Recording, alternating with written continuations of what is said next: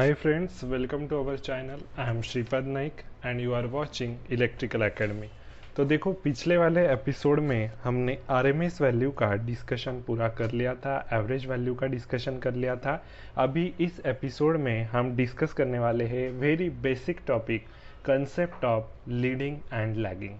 ठीक है, तो लीडिंग लैगिंग की जो कंसेप्ट होती है उसमें बहुत सारे बच्चे गलती करते हैं और हमेशा ये जनरल प्रैक्टिस है कि इसमें गलती हो जाती है और पूरे आपके जो भी न्यूमेरिकल्स रहते हैं, आपके कंसेप्ट रहते हैं, वो पूरे बर्बाद होते चले जाते हैं। ठीक है, इसीलिए कंसेप्ट ऑफ लीडिंग लैगिंग ये बहुत ही इम्पॉर्टेंट टॉपिक है और आज हम ये डिस्कस करने वाले हैं। ठीक है, तो सबसे पहले हम डिस्कस करेंगे, जब हमने घड़ी का एक एग्जाम्पल लिया था सबसे फर्स्ट एपिसोड में हमने देखा था, तो घड़ी जब हम देखते हैं तो क्लॉकवाइज चलती रहती है और जब अगर हम उल्टा देखें तो ये एंटी क्लॉकवाइज होता है। तो हमेशा साइन का कन्वेंशन आपको पता होना चाहिए।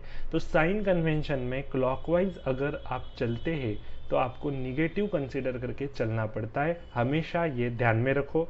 और जब आप एंटी क्लॉकवाइज मूव करते हैं किसी फेजर से तो आपको पॉजिटिव करके मूव करना पड़ता है। ठीक है, तो एंटी क्लॉकवाइज अगर आपकी डायरेक्शन होगी तो उसके लिए आप पॉजिटिव साइन लेंगे और क्लॉकवाइज डायरेक्शन अगर होंगी तो इसके लिए आप निगेटिव साइन लेंगे। और ये जनरल कन्वेंशन है, ये हमें अच्छे से ध्यान होना ही चाहिए। ठीक है, तो अभी लीडिंग लैगिंग की जो कंसेप्ट है उसमें हम तीन अलग अलग अप्रोच से इसे देखेंगे। जो अप्रोच आपको पसंद आता है उस अप्रोच से आप वहाँ आगे बढ़ सकते हैं। ठीक है, सबसे फर्स्ट जो अप्रोच होता है वो मैथमेटिकली अप्रोच होता है, जिसे हम कहते हैं मैथमेटिकल अप्रोच। ठीक है, तो मैथमेटिकल अप्रोच से अगर हम आगे बढ़ेंगे तो कैसे बढ़ सकते हैं। ठीक है, मैथमेटिकली अगर इसे देखा तो हम कैसे ट्रिग्नोमेट्रिक फॉर्म का यूज़ करके आगे बढ़ सकते।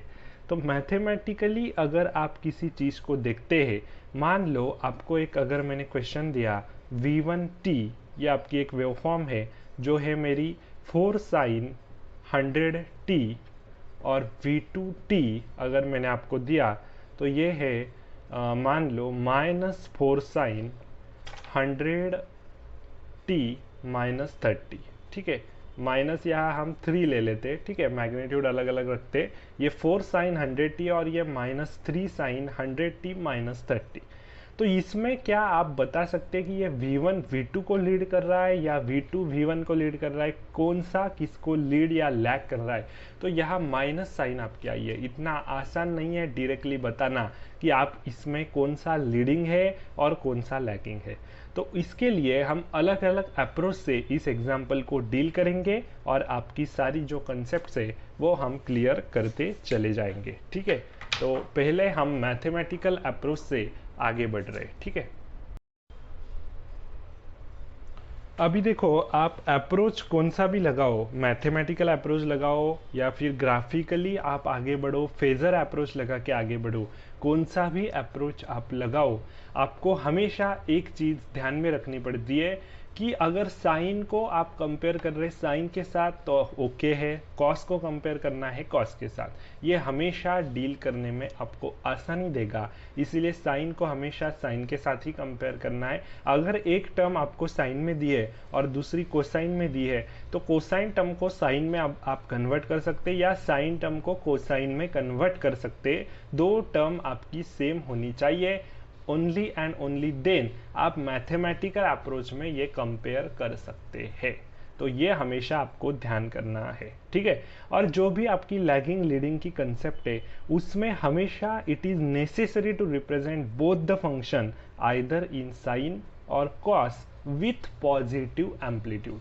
ये जो एम्पलीट्यूड है ये अभी निगेटिव है और इसके एम्पलीट्यूड पॉजिटिव है, तो ऐसे आपको डील अगर आप करेंगे तो आपका आंसर गलत आ सकता है मैथमेटिकल अप्रोच में। वो आपको अगर सॉल्व करना है तो आपको यहाँ पॉजिटिव एम्पलीट्यूड रख के ही चलना पड़ता है। तो यहाँ अगर निगेटिव एम्पलीट्यूड है तो इसको आपको पॉजिटिव में कन्वर्ट करना आना चाहिए। ठीक है, तो उसके लिए हम अभी डील करने जा रहे हैं। सबसे पहले अगर मैं फोर्थ क्वाड्रेंट की बात करूँ, आपके जो 4 क्वाड्रेंट रहते हैं 12th में आपने ये पढ़ा होगा, ये एक बार हम जनरलाइज कर देते हैं। यहाँ हम कहते हैं ऑल स्टूडेंट्स यहाँ टेक रहता है, टेक कॉफ़ी, बराबर है। तो इसमें क्या रहता है, ये आपका फर्स्ट क्वाड्रेंट है, ये आपका सेकंड क्वाड्रेंट है, ये थर्ड है और ये फोर्थ है, ठीक है। यहाँ आपका π/2 रहेगा, यहाँ 0 रहेगा, यहाँ पाई रहेगा और यहाँ π/3 रहेगा, ठीक है। तो ये जो आपकी टर्म्स है उसमें अगर आप डील करेंगे, 0 रहेगा, π/2 रहेगा, पाई रहेगा, इससे आप आगे बढ़ेंगे और इसके हिसाब से ही आप डील करेंगे, ठीक है। ये 0 है, 90 है, 180, यहाँ आपका 270 रहेगा, ठीक है। और उसके हिसाब से आपको आगे बढ़ना है, ठीक है। यहाँ 3π/2 रहेगा आपका, ठीक है। तो अभी देखो v1t v2t आपको यहाँ दिया है और यहाँ आपको ये जो टर्म है ये आपको कन्वर्ट करनी है। तो इसके लिए हम ये जो सीखे हैं 12th की कंसेप्ट, तो ये एक बार रिवाइज कर देते। इस कंसेप्ट के हिसाब से यहाँ सब जो भी आपके टर्म्स होंगे, साइन हो, कोसाइन हो, टैन हो, जो भी हो, ये यहाँ पॉजिटिव आएंगे, सारे टर्म्स यहाँ पॉजिटिव आएंगे। यहाँ स्टूडेंट्स का एस कंसिडर करो, यहाँ सिर्फ साइन पॉजिटिव आएगा, यहाँ सिर्फ टैन पॉजिटिव आएगा थर्ड क्वाड्रेंट में, और यहाँ सिर्फ आपका कॉस पॉजिटिव आएगा, ठीक है। तो इसके हिसाब से ही आपको डील करना है। तो अभी देखो यहाँ अगर मैं बात करता है साइन पाई प्लस थीटा की, तो यहाँ आपका क्या आएगा, साइन पाई प्लस थीटा। तो साइन आप कंसिडर कर रहे हैं और पाई प्लस है, मतलब पाई के आगे, मतलब थर्ड क्वाड्रेंट में आपका साइन तो निगेटिव है, तो साइन पाई प्लस थीटा आपको यहाँ माइनस करके आएगा, माइनस साइन थीटा, क्योंकि यहाँ सिर्फ टैन पॉजिटिव है, ठीक है। आगे अगर आप बढ़ेंगे, यहाँ आपका साइन पाई माइनस थीटा करके, तो यहाँ आपका साइन तो पॉजिटिव है, पाई माइनस थीटा, तो यहाँ आपका साइन पॉजिटिव है, तो ये सिर्फ साइन थीटा आएगा, ठीक है। अगर आप और आगे बढ़ेंगे, कॉस पाई प्लस थीटा, तो कॉस पाई प्लस थीटा, यहाँ कॉस आपका निगेटिव है तो माइनस कॉस थीटा आएगा, ठीक है।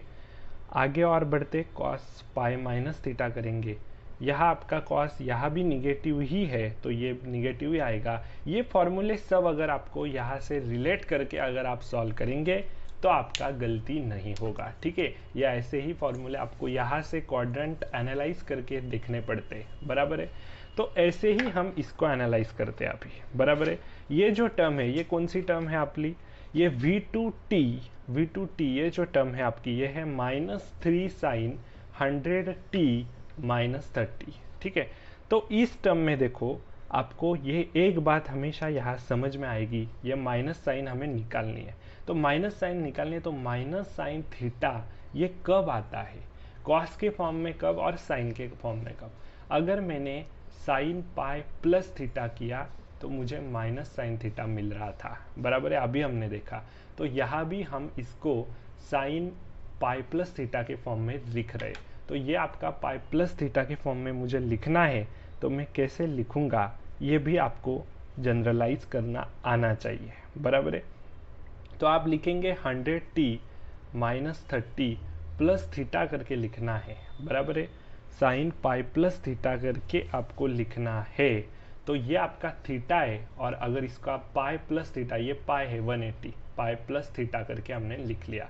ये थीटा प्लस पाई लिखो या पाई प्लस थीटा लिखो, तो ये आपका क्या आया, मतलब आप किसको लिख रहे हैं, -3 साइन 100t -30 को आप इस भाषा में लिख रहे हैं, बराबर है। तो ये आएगा आपका 3 साइन 100t माइनस प्लस आएगा प्लस 150, ठीक है। तो आपने इसको पॉजिटिव बनाया, 3 साइन 100t प्लस 150 करके बना दिया, बराबर है।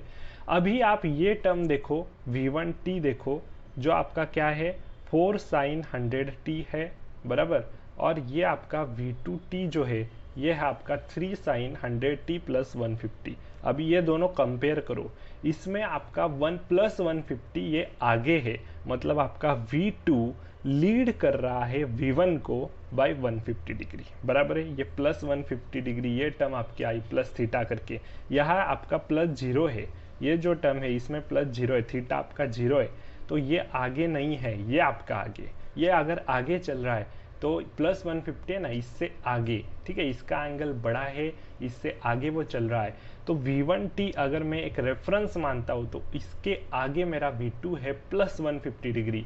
तो यहाँ से मैं क्या कर रहा हूँ, v2t Leeds v1t bye 150 degree, ऐसे हम बोल सकते हैं। ठीक है, तो ऐसे ही ये आपको डील करना है। ये मैथमेटिकल अप्रोच हो गया, वैसा ही मैं फेजर अप्रोच आपको अभी सिखा देता हूँ अगले वाले पार्ट में, और फिर ग्राफिकल अप्रोच भी सिखा देता हूँ। जो अप्रोच आपको पसंद होगा वो अप्रोच आप आगे लगाएंगे। ये बेसिक्स है, ये हमें सीखना ही पड़ेगा। ठीक है, तो मिलते हैं अगले वाले एपिसोड में।